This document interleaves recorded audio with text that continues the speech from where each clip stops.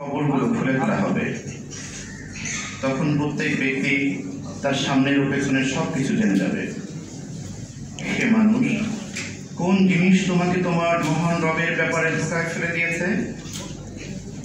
যিনি তোমাকে সৃষ্টি করেছেন, তোমাকে সুঠাম ও সুসামঞ্জস্য করে গড়ে তুলেছেন এবং যে আকৃতিতে চেয়েছেন তোমাকে গঠন করেছেন।